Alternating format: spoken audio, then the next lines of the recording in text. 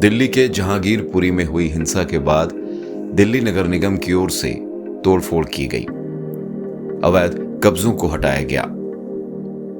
लेकिन supreme court की रोक के बाद अब वहां के हालात क्या हैं और जिनकी दुकानें और घर तोड़े गए उनका क्या कुछ हाल है और क्या कुछ कहना है, आइए जानते हैं।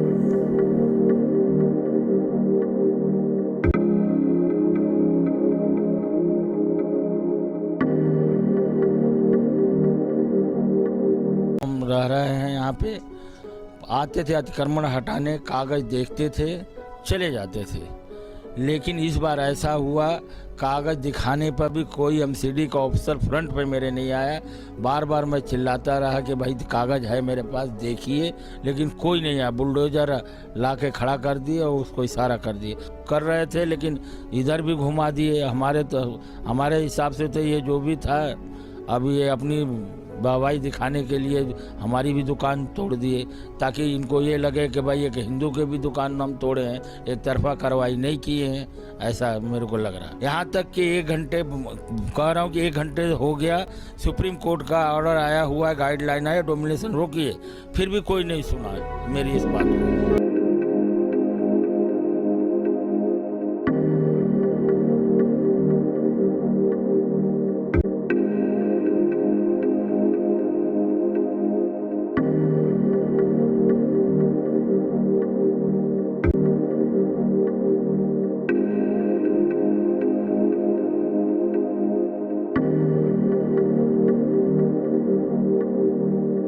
8 साल हो गया, 8-10 साल हो गया। 10 साल मैंने लोन उठा के ये रेडी बनवाई थी, वो लोन भी अभी तक मैंने भरा नहीं। 30-40 हजार पूरे लोहे की थी, ऊपर स्टील का था, छज्जा तो ले गए, इसके ऊपर भट्टी रखी रहती थी, भट्टी भी गई है और औजार भी थे, सीख वो सब गया। ये थोड़ा बहुत था जो मैंने अंदर कर लिया था।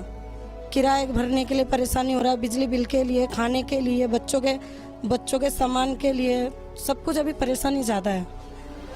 क्या मांग करती हैं सरकार से? सरकार खुद देख रही है, मैं सरकार से क्या मांग करूं? सरकार क्या देख नहीं सकती कि कितने परेशानी में हर कोई यहाँ रेडी पटरी वाला परेशान है।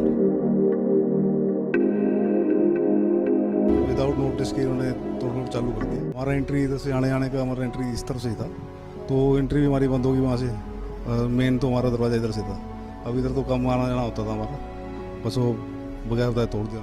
आगे फर्श कर रखा था थोड़ा, और सीढ़ी उतार रखी थी आने जाने के लिए, वो सारा तोड़ दिया हमारा। कोई नोटिस नहीं, कुछ नहीं ऐसा कभी हमारे को पता नहीं था कि कभी ऐसा भी हो जाएगा। तो मैं तो खुद सोच रहा हूँ यहाँ से, अब अगर ऐसा रहेगा तो माहौल वगैरह ऐसा रहेगा तो मैं यहाँ से बेच के निकल। देख रहे हो आप यहाँ का माहौल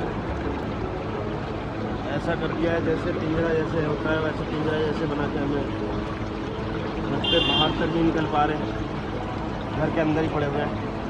राशन तक नहीं है घर में, जो राशन लेके आए राशन घर में बनाए, घर खाना वाना बनाए, बिल्कुल बाहर निकलने का सीढ़ी भी नहीं है, जीना भी नहीं है, तोड़ दिया गया है। हम 5 दिन हो गए जी सर, यहाँ पे ऐसा माहौल बना दिया गया है कि आप पिंजरा हो, पक्षी हो, आप पक्षी के अंदर बंद रहो। ये हमारे बहुत ज़्यादा हमारे ऊपर अत्याचार सा हो रहा है, हमें ऐसा लग रहा है कि हमारे ऊपर अत्याचार सा हो रहा है।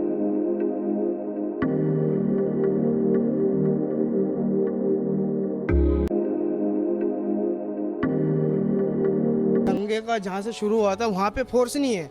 जब मकान तोड़ने गया तो वहाँ पे फोर्स आके खड़ी थी। जहाँ पे फोर्स की ज़रूरत है वहाँ पे फोर्स नहीं थी हमारी में, और जहाँ पे नहीं थी वहाँ पे फोर्स खड़ी थी।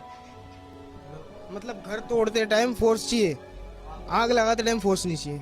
सबकी अपनी अपनी मेंटेलिटी है। मैं तो ये कहूँगा चलो मेरा घर टूट गया कोई बात नहीं, आपका तो बच गया, अल्लाह का शुक्र इसी बात का करता हूँ कि मेरा टूट गया, मेरा नुकसान हो गया, आपका तो बच गया, कोई तो खुश है, बस खुश रहे। मुझे इससे ऑब्जेक्शन नहीं कि मेरा मंदिर टूट गया, मस्जिद टूट गया, ना मेरा टूट गया कोई बात नहीं, टूट गया उसको क्या कर सकते हैं। अब आपका बच गया तो अल्लाह का शुक्र है कि आपका तो बच गया, आपका तो नुकसान नहीं हुआ। हमारे यहाँ के जितने भी लोग हैं जो यहाँ के रिहाइश वाले हैं, उनके माइंड में हिंदू मुस्लिम में कुछ है ही नहीं।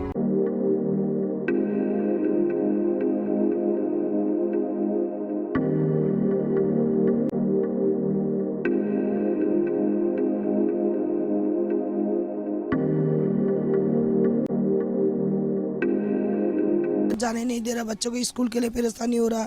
हम बच्चों को स्कूल में छोड़ के आया तो हम मैडम ने हमें फ़ोन किया जो तुम जा आके अपने बच्चों को ले जाओ कि यहाँ का माहौल ठीक नहीं लग रहा। तो मैंने गया तो मैम को साइन करके बच्चों को लेके आ रहा हूँ तो मुझे पुलिस वाला रोक लिया रास्ते में, जो तुम मत जाओ। मैंने कहा क्यों, हमारा घर है सी ब्लॉक में पहली गली में, तो मैं जाऊँ नहीं तो कहाँ जाऊँ। कह रहे नहीं तुमने ऊपर से पत्थरबाजी किया था इसलिए तुम्हें जाने नहीं देंगे, तुम लाइन में खड़ा हो जाओ। कह के मुझे लाइन में खड़ा कर दिया मेरे लड़की के साथ। फिर मैं घूम के मेरे लड़की को छुपा के फिर मैं जूस वाला दुकान से उस तरफ से घूम के फिर मैं गली में आया हूँ।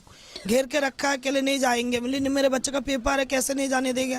बोले पेपर मत दो। बोले पेपर नहीं देंगे तो उसका 1 साल तो बर्बाद हो जाएगा। तो कैसे हम ऐसा थोड़ी ना चलेगा, इसको लॉकडाउन में 2 साल तो स्कूल बंद था, फिर 1 साल बर्बाद हो जाएगा। यही बात बोलने से फिर हमें कह रहा था तुम्हारी लड़की को अकेला छोड़ दो, तुम घर जाओ। फिर मैं लड़की को मैं अकेला छोड़ दिया, फिर मैं घर चला आया।